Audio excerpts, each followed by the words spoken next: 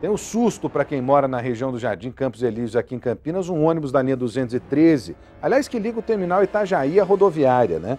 Ele perdeu o controle, bateu em um poste. A suspeita é de que o motorista estivesse embriagado. As testemunhas disseram que ele se negou a fazer o teste do bafômetro. A Carla Ramil conta pra gente em detalhes. Daqui a pouco tem aquele vídeo, né, dos passageiros, tá postado isso na internet. Os passageiros gravaram o vídeo do desespero, né, de quem estava dentro do ônibus logo após o acidente. Deixa eu ver primeiro as informações da Carla aqui, ó. Olho na notícia. O acidente aconteceu por volta das 4 horas da tarde na Avenida Paulo Provenza Sobrinho, no Jardim Campos Elíseos. Segundo testemunhas, o motorista deste ônibus trafegava no sentido bairro quando perdeu o controle do veículo e bateu contra este poste que tombou. A batida foi tão forte que a fiação dos dois lados da rua foi arrancada e pequenos postes de energia desta residência e desta empresa de locação de equipamentos para a construção civil ficaram danificados. A lateral direita do ônibus ficou comprometida e o vidro trincado. Esta jovem responsável pelo estabelecimento comercial atingido conta que os passageiros desceram do ônibus muito assustados e relataram que o condutor dirigia em alta velocidade e que desde a saída do terminal central trafegava de forma arriscada. Ele estava fazendo curvas perigosas, no viaduto ele quase capotou, no supermercado aqui ele quase entrou dentro, subiu na calçada e não queria parar o ônibus. Assim que o coletivo se chocou com o poste, o motorista parou e os passageiros desceram apressados. Fabiola conta que o homem acelerou e quase entrou na contramão de uma via movimentada, paralela à avenida onde aconteceu o acidente. A conduta irregular só não aconteceu porque ele foi impedido pelos moradores do bairro. A supervisora de vendas conta que antes da batida, os usuários pediram que o condutor parasse, mas não foram atendidos. Estava muito agressivo, a gente tentava falar com ele, ele queria discutir, falou que era para a gente pagar o ônibus. 3 passageiros ficaram feridos, entre eles uma idosa. Segundo quem estava dentro do ônibus, o motorista estava embriagado.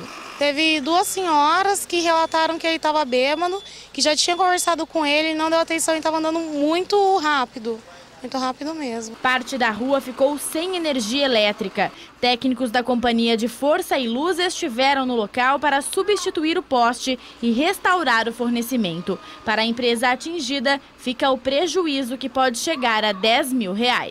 Eu estou sem telefone, tem cliente que está me ligando sem parar no meu celular, falando que não tem como atender, os computadores, impressora, sem energia, poste, muro, calçada.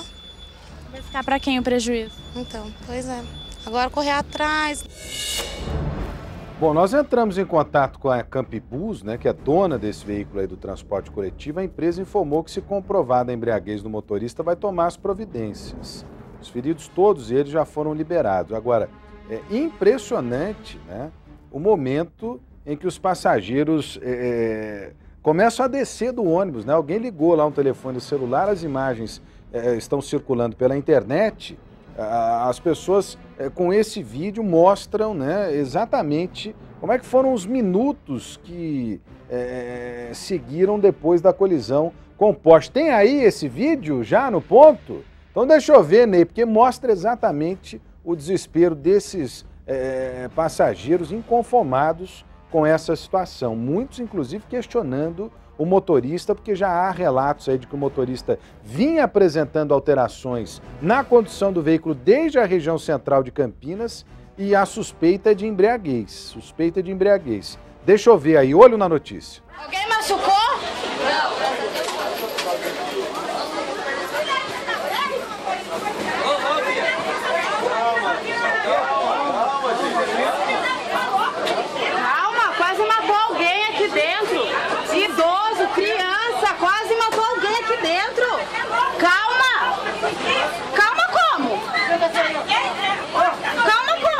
Não resolvi agredir ele. Não é minha filha.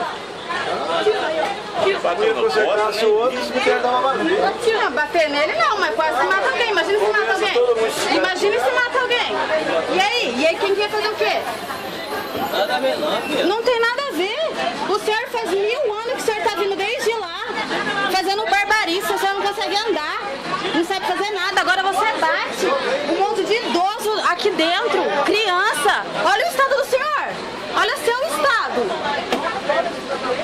Pelo amor de Deus.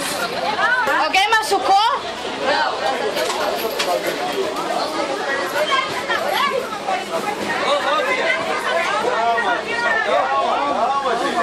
Olha, esse é o vídeo, então, que mostra o momento em que os passageiros estão descendo ali do ônibus. Você vê que a preocupação da moça é alguém machucou, porque tinha acabado de acontecer. E aí ela questiona, né, o motorista, dizendo que ele já estava aí apresentando alteração. Ela fala, 1000 anos você está vindo aí acelerando, passando do limite. Eu estou perguntando aqui no Facebook para os nossos telespectadores, aliás, muito obrigado pelo carinho da sua audiência. Essa audiência que não para de crescer, é um negócio maravilhoso aqui em Campinas. O Brasil Urgente é, sem dúvida nenhuma, parte da rotina das pessoas que acompanham a televisão aqui em Campinas. O Samuel diz o seguinte: não confio no transporte público de Campinas, é uma pouca vergonha. O Jefferson Lima, não confio. A Monique, é um absurdo o modo como os motoristas de ônibus conduzem as linhas de Campinas. Dirigem em alta velocidade em horário de pico.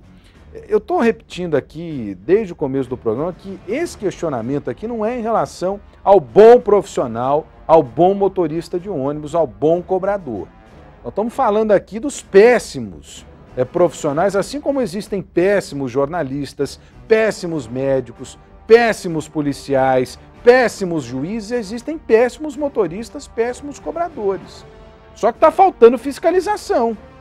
Está faltando fiscalização. E é o que os nossos telespectadores estão dizendo aqui. O Marcos Gonçalves, que é de Limeira, lá também o transporte público é ruim. A Silvia Leme diz que hoje de manhã, passando perto da rodoviária antiga, do lado direito da rua que ela estava para entrar na Barão de Itapura, no sentido da Vila Industrial, um ônibus entrou na frente do carro dela e obstruiu a saída para o semáforo. O Ramon, está horrível. O Gustavo, não, o custo é alto e a qualidade é péssima. O Sexo Souza diz que sim, são poucos os motoristas que fazem besteira. Mas ninguém fala dos passageiros que atrapalham a viagem usando aparelhos de som. Tá errado, se tem passageiro fazendo bagunça no ônibus, também tá errado, o Sec. O James diz que confia no transporte, mas que já foi melhor. O Daniel, não confio, tenho medo. A Paula Nunes, não. Agora, esse fato do motorista bêbado, pior ainda. É suspeita de embriaguez, viu, ô Paula? A Ilza, eu não confio, mas também não ponho a culpa só no motorista. A empresa é a principal errada. Quando a gente fala aqui de motorista com excesso de velocidade em horário de pico, tem a pressão para cumprir o horário, né? Porque a empresa não quer colocar mais ônibus. A empresa não quer colocar mais ônibus. Tem esse detalhe também, né? O Davi, não, a frota é uma porcaria. Aí tem o Gabriel, o Genival, a Ju, o Leandro, o Márcio, a Olinta, a Leila. Quem mais está participando aqui? Só para não ficar devendo. A Maria Aparecida, o Aleph, a Paula, o Enderson e mais um tanto de gente participando aqui da nossa programação. O Gerson, a Monique, a Júlia, o Daniel, o Ramon, todo mundo comentando com a gente aqui o transporte público em Campinas. E na maioria dos casos, diz que não confia não, viu? Eu, sinceramente, tenho cá minhas ressalvas em relação ao transporte público. Eu tenho um certo medinho, viu? É um certo medinho. É o terceiro caso já que a gente noticia e de problema envolvendo nos últimos dias o transporte público aqui na nossa região. Vem comigo aqui, olha. Um homem morreu em um incêndio na região dos Diques, em Campinas. O corpo dele foi localizado ao lado do fogão. A polícia investiga o caso. Andréia Marques é quem traz os detalhes aqui. Olho na notícia. A casa ficou completamente destruída. Segundo os bombeiros, o corpo de Ademar Moraes, de 67 anos, foi encontrado carbonizado próximo ao fogão. O incêndio assustou moradores do bairro Jardim Santo Antônio. Durante a madrugada, vizinhos tentaram controlar as chamas. Houve correria. Muito desespero, né? Porque o fogo era muito alto. E o medo de passar para um lado, passar para o outro, medo dos botijão explodir. O incêndio só foi controlado por volta das 5 horas da manhã pelos bombeiros, evitando que residências vizinhas fossem atingidas. Que até minha casa estava correndo risco também, às vezes, de pegar fogo. E o inquilino, infelizmente, estava ali dentro, mas não teve como salvar, né? A casa tem cerca de 50 metros quadrados. Era toda de madeira. O idoso abrigava muita sucata como papelão, garrafas plásticas e papel. O bar que ele tinha aí, né? Aí acabou com o baile, deve ter deixado para lá. Faz tempo que ele tinha esse barzinho aí. Segundo a vizinha, fazia cerca de 10 anos que Ademar mudou para esta casa. Aqui, o idoso vivia sozinho. Eu passava aqui para ir trabalhar, ele sempre sentadinho aí na porta. Aí estava forte, o senhor forte. Olha, a polícia procura criminosos que invadiram um condomínio, roubaram um empresário aqui em Campinas. A empregada foi levada junto pelos bandidos. Além do dinheiro, a empregada, os moradores foram amarrados lá dentro da casa. A polícia continua na rua procurando os criminosos, ouvindo as testemunhas. A Kátia Saqueta ao vivo, no 5º Distrito Policial de Campinas. Novidades, alguma notícia da empregada, Kátia Saqueta? À medida que o tempo vai passando, aumenta a preocupação em relação a essa mulher, porque ninguém sabe se ela foi raptada, ninguém sabe o que aconteceu com ela, ou se efetivamente se confirma a história que foi dita lá na portaria. Relembra pra gente qual foi a história dada lá pelos criminosos no momento em que invadiram o condomínio, Kátia. Bom, Rodrigo, os criminosos chegaram na portaria, utilizaram o nome do marido da empregada para se identificar. Foram acionados alguém na residência, a empregada autorizou a entrada desse veículo e esse veículo se dirigiu direto a esta casa, amarrou todo mundo que estava no local, era o empresário, um amigo dele e a empregada, vasculhou a residência, encontrou R$200 mil em dinheiro. O delegado que investiga o caso acredita que foi uma ação planejada, porque eles foram direto no local onde estava escondido esse dinheiro, Rodrigo. Alguém que já sabia que tinha dinheiro guardado ali, certamente passou a informação aos criminosos. Parece que tem alguém lá do condomínio, é o presidente do bairro, é isso? É que conversou com a Kátia Saqueta. Quem que é, Kátia? Presidente da Associação dos Moradores, Então Rodrigo. Deixa eu ouvir o que é o seu João, é isso? O seu João que é o presidente da Associação dos Moradores. Deixa eu ouvir o que ele tem a dizer aí, o Ney. Por favor, olho na notícia. Pela portaria, se identificaram, foi autorizado, entraram e fizeram o roubo. Como que foi que a portaria ficou sabendo, a segurança do condomínio? Quando as pessoas da casa que foram amarradas se desamarraram e vieram para cá. Isso tudo demorou quanto tempo? Uns 20 minutos. E aí a polícia cercou o local? Como que foi a ação? Fizeram uma varredura aqui, já não acharam mais nada. Kátia, bom, varredura feita, a polícia procura os criminosos, informações também da empregada, por enquanto nenhuma novidade. Por enquanto não, Rodrigo. A polícia está à procura desse veículo, já tem a placa, o modelo do veículo, já tem o nome, a foto da empregada, porque ela era cadastrada na portaria, tinha uma foto dela lá, mas por enquanto ninguém foi localizado. Bom, as imagens do circuito de segurança certamente vão ajudar demais a polícia. A Kátia Saqueta vai voltar a qualquer momento com mais informações aqui na programação da Band a respeito desse caso. Por falar em assalto a condomínio, em Bragança Paulista, 3 chilenos estavam aqui no Brasil, pelo jeito, para roubar, né? Eles foram presos pela Polícia Militar depois de um assalto a uma chácara. A ação foi frustrada porque um morador percebeu a movimentação estranha e acionou a PM. O Angelito Neto conta essa história pra gente, foi agora há pouco em Bragança Paulista. Tá aqui, ó. Olho na notícia. Os criminosos vieram de São Paulo e tinham um único objetivo: roubar chácaras na região de Bragança Paulista. Mas a ação foi frustrada após o morador desconfiar da movimentação e ligar para a polícia. A chácara havia sido arrombada aqui nas proximidades da rodovia Fernão Dias, e nós fomos para lá. Chegando próximo ao local, nós avistamos um veículo, um Corsa de cor escura, que ao avistar a viatura saiu em velocidade. Fizemos acompanhamento através do rádio, fomos passando para fazer o cerco. Esse veículo pegou a rodovia Fernão Dias.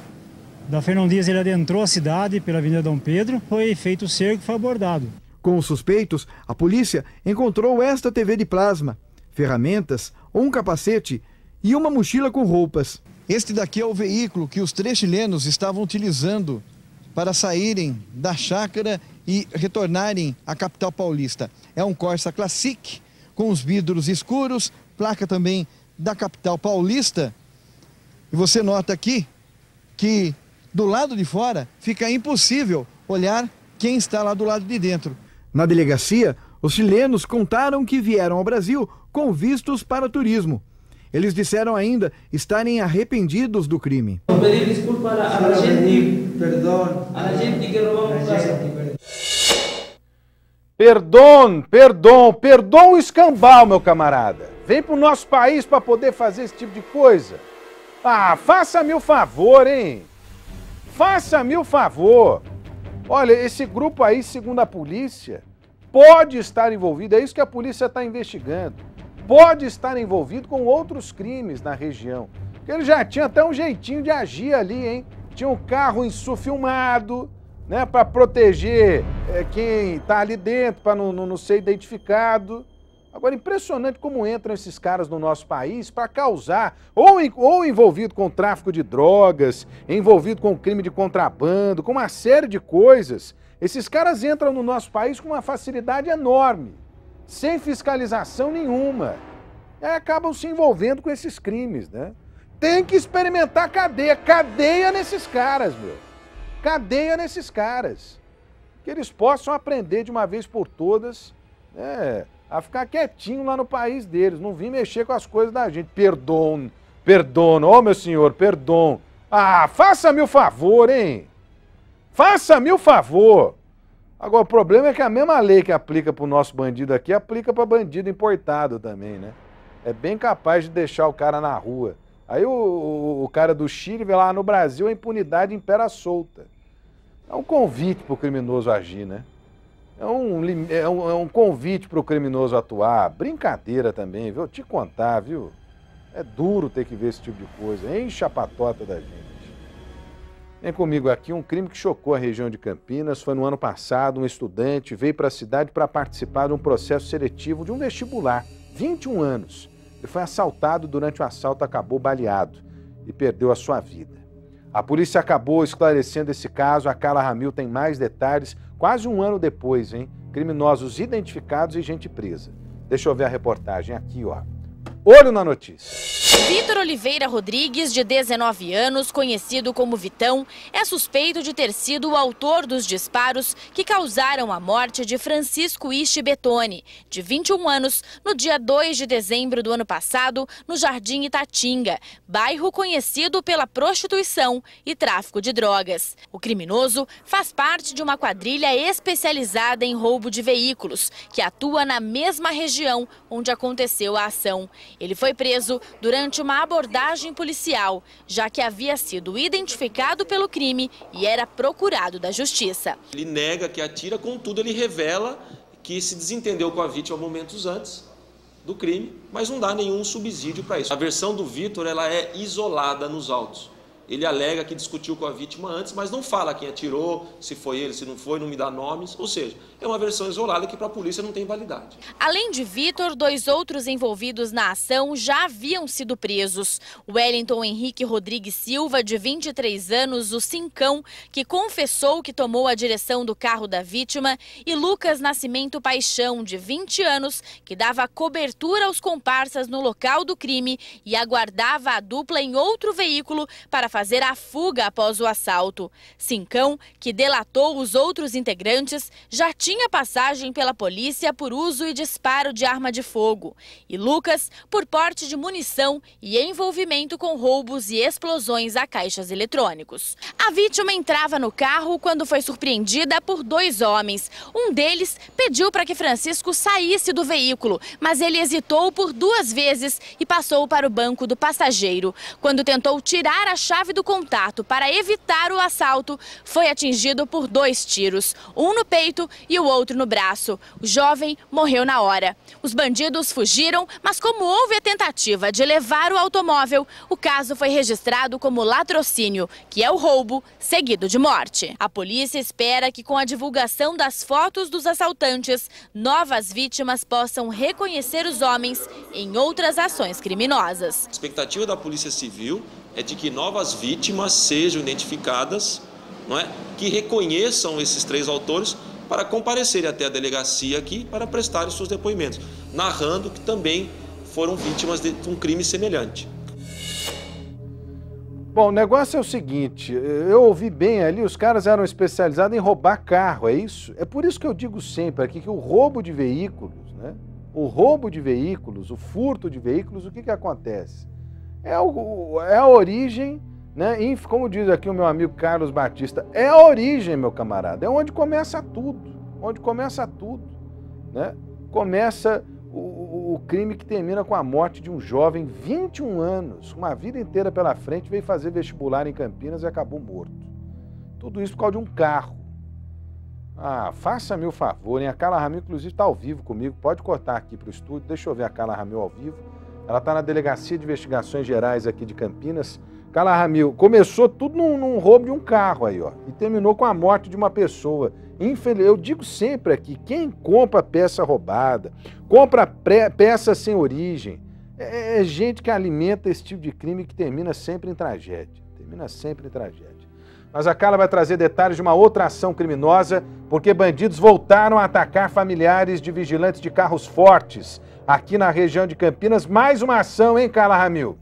Mais uma ação, Rodrigo. Olha, essa desta vez aconteceu no Parque Jambeiro, aqui em Campinas. A família de um vigia foi sequestrada na noite de ontem, né? A esposa dele, mais 3 filhas, 2 crianças e uma adolescente. E elas foram levadas então, Rodrigo, como aquele processo de sempre, né, dos criminosos. Eles são sequestrados e são levados a um cativeiro. Essa família ficou hoje por 12 horas sob a mira dos criminosos, Rodrigo. E como sempre, eles treinaram, né, o vigia durante a noite, comunicaram sobre como deveria acontecer a ação, que ele deveria ir para o trabalho, agir normalmente, não avisar os colegas e entregar o dinheiro no local combinado. Porém, Rodrigo, a empresa de transporte de valores descobriu o assalto e a ação então foi frustrada. Os bandidos fugiram e não conseguiram levar o dinheiro que havia sido programado com esse vigia, né, Rodrigo? Então, a família do vigia, parte dela foi liberada em Valinhos e a outra parte em Hortolândia. Eles já estiveram aqui na Delegacia de Investigações Gerais de Campinas e agora há pouco, né, há cerca de 5 minutos, foram liberados para ir para casa, tanto a família quanto o vigilante. Olha, Carla Ramil, é para mim uma grande preocupação, porque houve um trabalho importante da Delegacia de Investigações Gerais aqui de Campinas, também do Ministério Público, na tentativa de identificar quadrilhas que estavam agindo dessa forma, né, dessa maneira, atacando inclusive os carros fortes, e de repente o que a gente vê, né, é que outros criminosos também estão migrando, outros criminosos também estão agindo no sentido de atacar os carros fortes. E devem ter informações privilegiadas, porque não é possível que ele olhe lá, aquele ali é familiar de um vigilante de carro forte, nós vamos atacar ele. Não é assim que funciona. Alguém está dando tudo, está dando todos esses detalhes. Eu tenho certeza que é nisso que a polícia se debruça agora para poder acabar de vez com esse esquema. É importante dizer o seguinte, se eu não me engano, são 11 ou 12 pessoas já presas por participação nesse tipo de crime. A DIG, inclusive, já descobriu onde ficavam os cativeiros usados por essas quadrilhas, só que tem bandido migrando para essa modalidade criminosa. Tem bandido agora decidindo agir também nessa modalidade criminosa, exigindo aí da polícia ainda mais atenção em relação a esses casos. O dinheiro não foi levado, os familiares passam bem, né, Carla? Olha, Rodrigo, eles não conseguiram, né? Os bandidos não conseguiram levar o dinheiro, os familiares estão bem, acabaram de deixar aqui a DIG. As equipes, Rodrigo, dos policiais aqui da DIG estão na rua em diligência, né? Para poder tentar encontrar aonde ficava esse cativeiro, para onde a família foi levada, né? E também eles continuam aí engajados em busca dos criminosos. Obrigado, Carla Ramil, falando ao vivo aqui no Brasil Urgente para Campinas e região. Vou pro intervalo, daqui a pouquinho da Atena para todo o Brasil. Não sai daí porque a gente tá te esperando. Até já.